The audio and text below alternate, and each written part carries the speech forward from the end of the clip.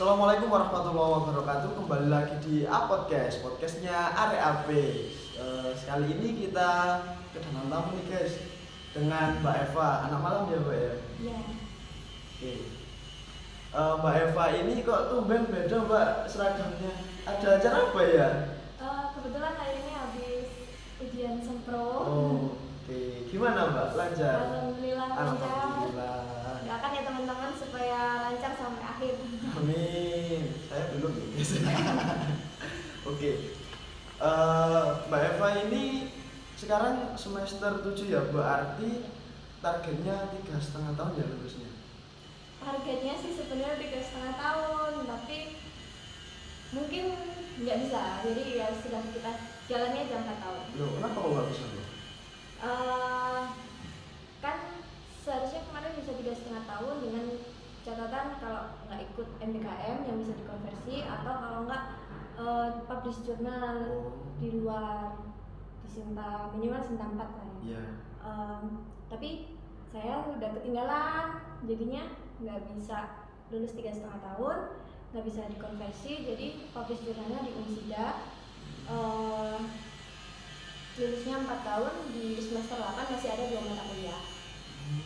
Berarti mau nggak di semester 8 ya Pak ya? Nggak nunggak juga. Oh nggak berarti. Oh iya. BTW judulnya apa Mbak? Judul Iya.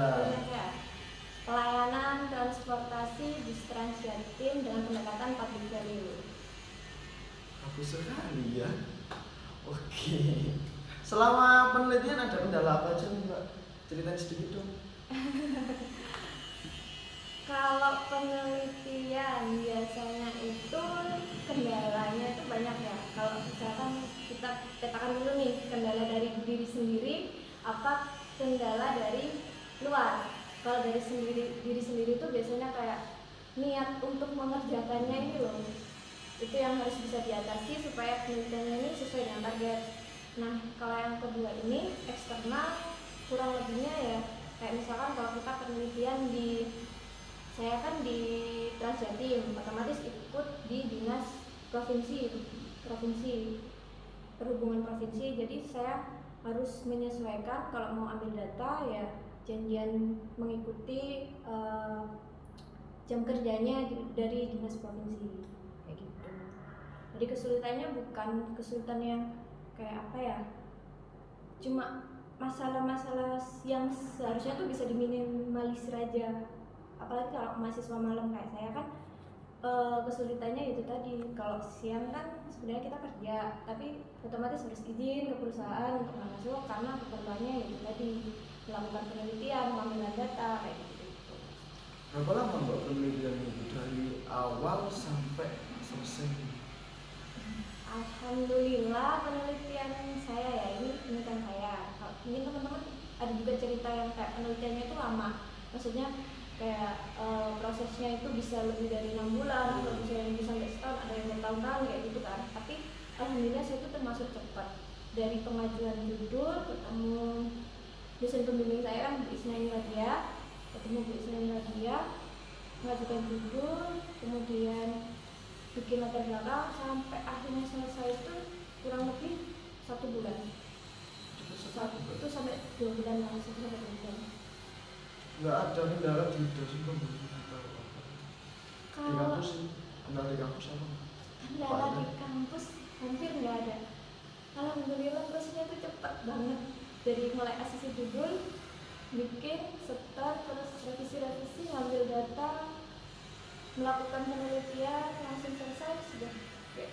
Nggak ada kendala yang berarti. Alhamdulillah juga dari pihak bus Transjatimnya, Dinas Perhubungan Provinsi Jawa Timur, Subbidang Transportasi Bus Transjatim itu juga welcome banget, ngasih datanya juga nggak yang diperumit gitu loh. Mereka juga open, jadi kalau teman-teman misalkan next mau bikin penelitian tentang bus Transjatim bisa.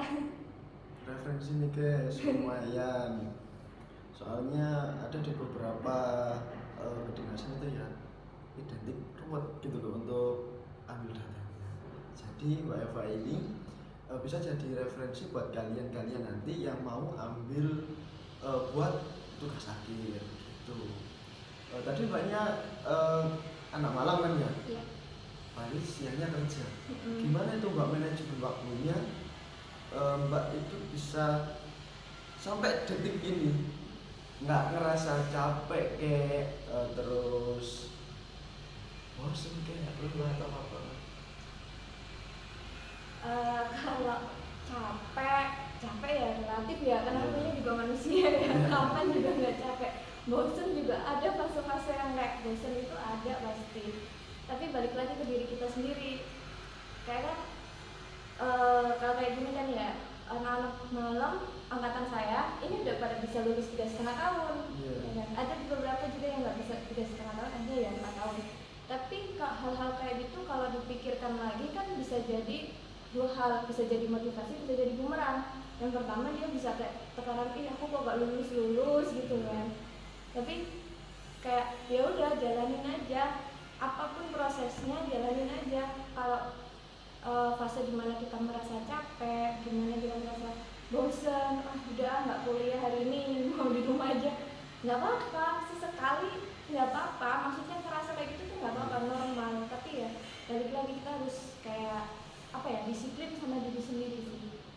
Jadi kalau ada tugas, kalau bisa mungkin ada beberapa orang yang kalau ngerjakan tugas itu deket deadline itu bakal lebih lancar. Tapi ada beberapa orang yang aku mau nyicil aja dulu. Kalau saya pribadi itu tipe yang kalau deadline-nya minggu depan, hari ini nih kita dapat tugas, deadline-nya minggu depan. Terus minggu weekend itu saya harus mengerjakan tugas dan itu harus selesai. Ketika itu nggak selesai, saya nggak boleh healing atau nggak boleh nggak boleh keluar kemana-mana sebelum tugas saya selesai. Saya modelnya kayak gitu. Jadi supaya kita itu disiplin, balance antara pekerjaan, jalan sebagai anak muda atau nongkrong iya, terus sebagai mahasiswa juga iya. Kalau nggak gitu nanti bakal keteteran. Banyak juga ya teman-teman kita yang seperti itu ya, ujung-ujungnya ya keteteran semua. BTW penyemangat mbak sampai detik ini tuh siapa sih, kalau boleh tahu? Apa motivasi mbak ke depannya itu? Motivasi yang pertama sih diri sendiri. Motivasinya harus harus sebenarnya lebih baik dan lebih baik lagi. Yang kedua juga keluarga pastinya. Motivasi gimana caranya supaya mereka tuh senang, ini loh hasil dari kerja keras kita gitu. Terus selain keluarga juga kayak ada beberapa orang yang akhirnya tuh kayak dosen-dosen gitu, itu juga jadi motivasi tersendiri. Kayak dosen di kelas cerita pengalamannya seperti ini. Jadi kayak untuk kalian nih, kalau misalkan di kelas dosennya itu sedang membicarakan atau menerangkan sesuatu, entah itu tentang materi atau tentang pengalaman pribadi mereka, itu coba deh resapi. Suatu saat itu kayak bisa jadi motivasi tersendiri, dan suatu saat saya harus bisa seperti ibu ini atau bapak ini, atau kalau bisa tuh lebih dari mereka, kayak gitu. Jadi kayak kayak dapat pencerahan gitu loh. Jadi motivasinya tuh banyak hal, nggak cuma dari diri sendiri tapi juga orang-orang sekitar. Kayak ketika kita ini kan habis pro terus ngabarin ke teman-teman kayak gitu, terus minimal selamat, itu tuh juga bisa jadi Apresiasi sendiri. iya, energi positif untuk kita supaya lebih hype lagi gitu. Selanjutnya untuk setelah lulus ini mau kemana? Mau kemana ya? Ya kalau setelah lulus adalah rencana yang Ke PNS? enggak Oh, juga. enggak. Enggak juga. Enggak harus PNS gitu. Tapi ya ada goals yang memang nggak bisa saya ceritakan di sini. Oh. Takutnya nanti kalau nggak kejadian nanti udah malah dicemooh orang. Nyalek buat dulu? Hah? Nyalek? Enggak juga. Oh gila. Emang kamu teman saya? Ya kan nggak tahu kan mbak ya, takdir kita ke depan itu seperti apa. Iya, Kan makanya misteri itu. juga gitu. Makanya itu kayak ada kayak jangan pernah menceritakan mimpi besarmu kepada orang lain gitu kan. Kalau ada beberapa orang yang akan support, tapi ada beberapa orang yang dia bakalan ngatain dan nggak suka. Jadi ya udah keep aja dulu. Berarti mengalir aja ya Mbak ya, Iya. ikuti alur gitu aja. Ikuti alur tapi ada target. Kalau ngikutin alur doang kita nggak punya target kan, ya apa ya, kayak nggak punya greget gitu loh. Oh, oke. Terakhir ini Mbak, pesan dan kesan untuk teman-teman yang sedang berjuang melawan kesengsaraan dan Sengsara. apa ya, kerepotannya tugas akhir ini Mbak. Pesan dan kesan. Iya. Kayak apa ya? Jadi pesan dan kesannya buat teman-teman yang lulus 3,5 tahun, selamat dan semangat untuk berkarir. Semoga ilmunya bermanfaat, semoga jadi lulusan yang bisa membanggakan.